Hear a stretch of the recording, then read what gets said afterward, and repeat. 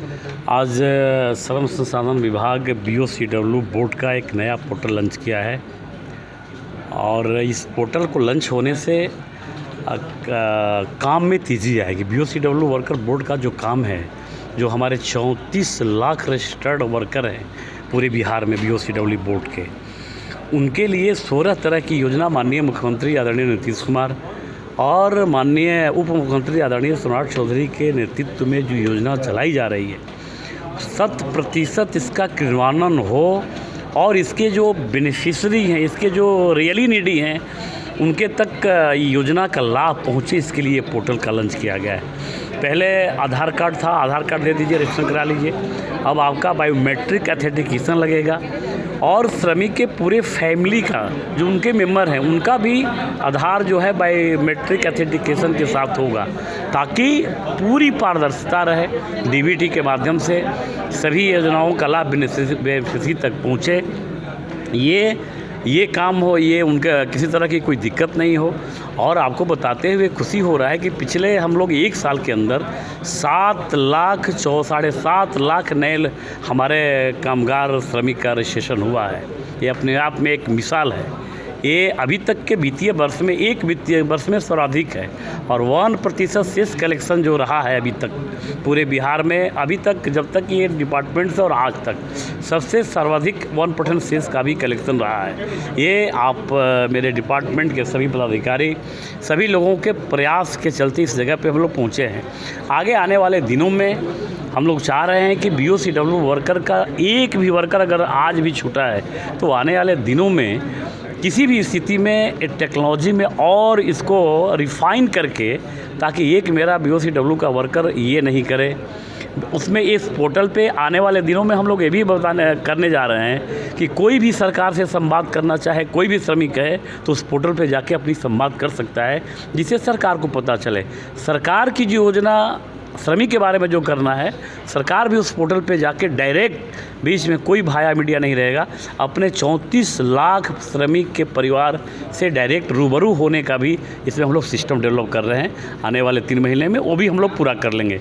यानी सरकार श्रमिकों के साथ, पहली बार ऐसा हुआ है, सरकार श्रमिकों के साथ, श्रमिकों के हित के साथ, कि श्रमिक की पूजा करिए, श्रमिक की सेवा करिए, गरीब की सेवा करिए, तो आपकी उन्नति होगी और बिहार एक विकसित बिहार बनेगा जब मेरे श्रमिक की सेवा करेंगे, श्रमिक की योजनाओं को लाभ पहुंचेगा। बिना श्रमिक का कुछ होने वाला नहीं है। अगर कोई कहता है कि बिना श्रम के कोई विकसित बिहार और विकसित भारत का कोई सपना देख रहा है, वो बिल्कुल निराधार और बिल्कुल गलत है।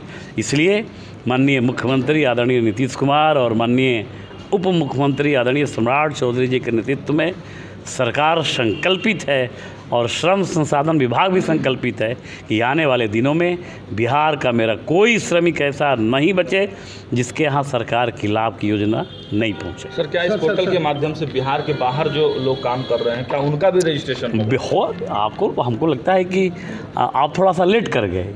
ये तो 15 मार्च को ही हम लोग प्रवासी मजदूर योजना पोर्टल लॉन्च किए हैं। अभी तक उस पर 6.5 लाख रजिस्ट्रेशन भी हो चुका है, 6 लाख के आसपास रजिस्ट्रेशन हो चुका है। स्वतः उसका भी हम लोग कर लिए हैं। और दुर्घटना में जो प्रवासी दुर्घटना योजना है, उसी पोर्टल के माध्यम से हम लोग पैसा भी देते हैं। अगर अभी आज भी अगर किसी परिस्थिति में अगर मेरे प्रवासी जो मजदूर हैं, किसी दुर्घटना में उनकी मृत्यु हो जाती है, तो पोर्टल नहीं भी है तो उनको फिजिकल वेरिफिकेशन करके, मेरे LUO है, LC है, DLC है, उसका फिजिकल वेरिफिकेशन करके प्रवासी दुर्घटना योजना का जो लाभ है उस तक पहुंचाते हैं। आज सर गोपाल खेमका के जो मुख्य आरोपी थे, उनको पुलिस ने शूट आउट में मार गिराया है, क्या कहते हैं? बिल्कुल, अब ये सरकार सुशासन की सरकार है। अब गोली का जवाब गोली से दिया जाएगा। कोई भी अपराधी हो, चाहे ऊपर रहे, चाहे धरती पे रहे, चाहे पाताल में रहे, अब बच नहीं पाएगा। बुलेट का जवाब बुलेट से ही मिलेगा। सर, कल राहुल गांधी पटना आ रहे हैं, बंद करेंगे, बिहार बंद करेंगे। हाँ भाई, उनको तो बंद करने की ही इच्छा रही है, उनकी माता का भी, उनको पिता का।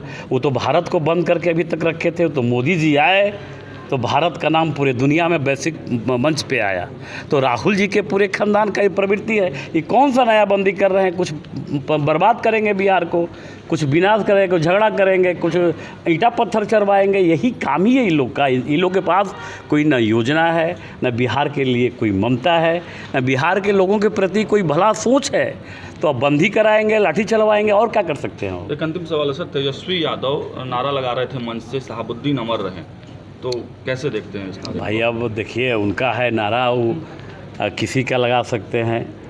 वो तो नारा अकबर जिंदाबाद कर सकते हैं, अकबर अमर रहें, अलाउद्दीन खिलजी अमर रहें, ये सब बोल सकते हैं। उनको बोलने के लिए कौन मना किया है? वो बोलते रहें। लेकिन इतना ज़रूर याद रखें तेजस्वी जी कि छोटी सी राजनीति के लिए, एक छोटा स्वार्थ के लिए देश का सम्मान, देश के आन और बान और राष्ट्रीयता पे कोई उनके भाषण से कोई तबका आहत नहीं हो, देश का जो छवि है वो ख़राब नहीं हो, बिहार का जो छवि है वो ख़राब नहीं हो, इसका ध्यान रखना चाहिए। थोड़ा सा राजनीति करिए। राजनीति तो फ्रीडम डेमोक्रेसी है, सबको राजनीति करने का इजाज़त है, लेकिन राजनीति करने में बिहार फर्स्ट रखिए, नेशन फर्स्ट रखिए। उसके प्रति कोई ऐसा जवाब नहीं दीजिए, कोई ऐसा वक्तव्य नहीं दीजिए अपनी छोटी सी स्वार्थ के लिए कि उसमें बिहार भी आहत हो और देश भी आहत हो। चिराग पासवान भी सवाल उठा रहे हैं सरकार पर। कानून व्यवस्था पर चिराग पासवान लगातार प्रेस को लेकर भी सर कहा था, जो तेजस्वी यादव ने अपने कार्यकर्ताओं से कहा है